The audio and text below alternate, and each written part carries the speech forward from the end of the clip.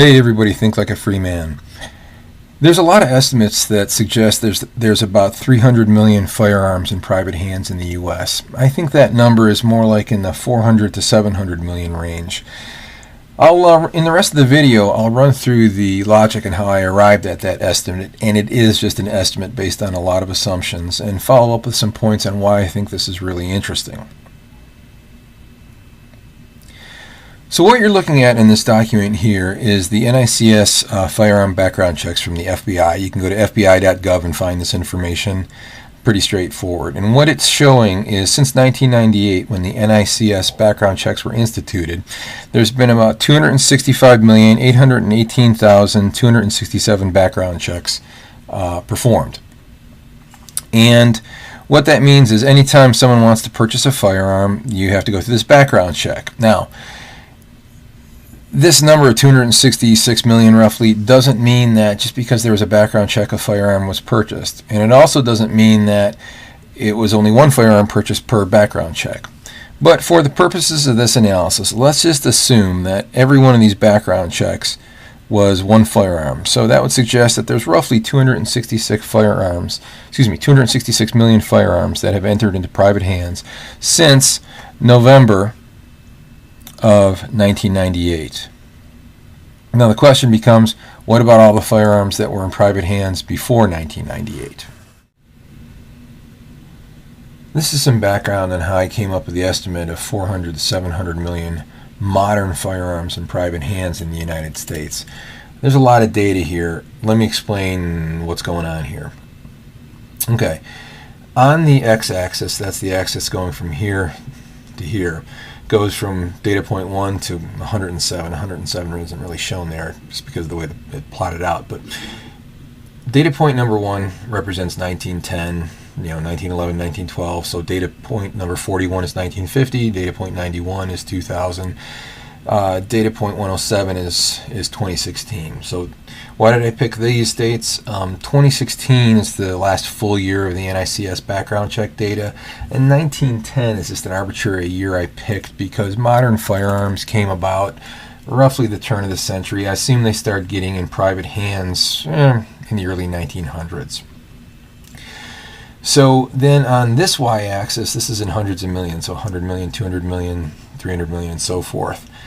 This alternate y-axis shows percentages, and I'll show you how this works.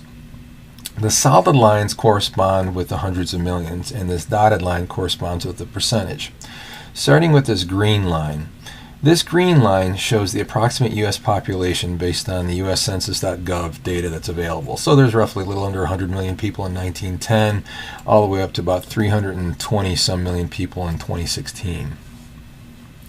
This dotted line here, okay, that corresponds with these percentages, is the number of NICS background checks expressed as a percent of the U.S. population. So in between 1998 and roughly 2004-2005, roughly the number of NICS background checks was roughly 3% of the U.S. population, give or take a little bit. It started going up here precipitously right around 2006, when I think people started to realize the upcoming Marxist apocalypse that was brought on by, among other people, Barack Obama. So they rightfully started stocking up on firearms in case there was any bans, that sort of thing. But it was pretty stable here before all that, so roughly 3% of the population.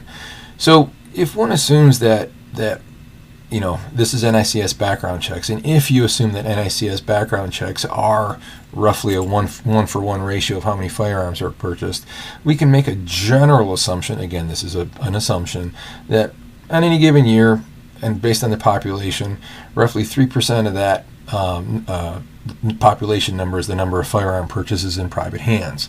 So if you take that back to this black line, and assuming there were no modern firearms in private hands before 1910, which is probably an underestimate, but for the sake of this overall estimate, and this black line is the accumulation of multiplying the U.S. population times 3% and adding that. So there's roughly 100 million here, that's 3 million, plus another roughly 3 million the next year, and so on and so forth, all the way up to 1998, and then adding the NICS background check numbers as a one-to-one correlation for firearm purchases, you come up with about 700 million. Now you can say, well, before this, maybe that was too high an estimate. There's guns coming out of the system, things being destroyed, wearing out.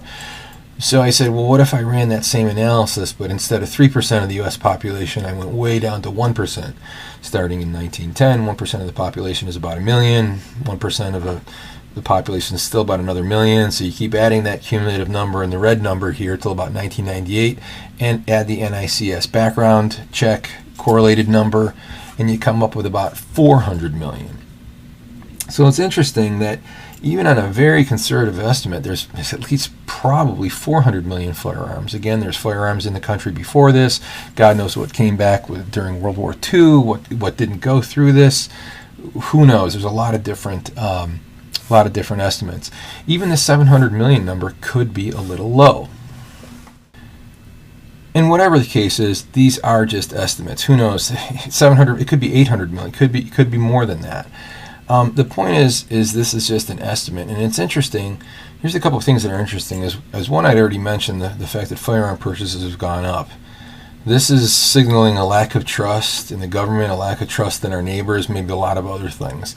Up to 8% of the U.S. population. So in other words, in the 2016 time frame, the NICS background checks were in the 20 millions. It's roughly 8% of the U.S. population. When expressed in terms of the U.S. population. The other thing that's interesting is since the mid-50s, the murder rate has been coming down. Again, you can find that on the FBI.gov. So firearms, under almost any estimate, are going precipitously up, and the murder rate is going down, which suggests firearm purchases and firearm ownership are inversely proportional to the murder rate. In other words, as more firearms are in private hands, murder rates are going down. Of course, there's a million other factors that go into that, and that would be an incomplete analysis, but it is an interesting point. So I'd be curious in what you guys think. Is there other ways to run this analysis, other assumptions, other data you're aware of that might change these estimates between 400 million and 700 million? If you have any comments, by all means, I could run a different analysis based on input you might have. I'd be interested in those comments. Whatever the case is, it's pretty clear a lot of folks are thinking like free men.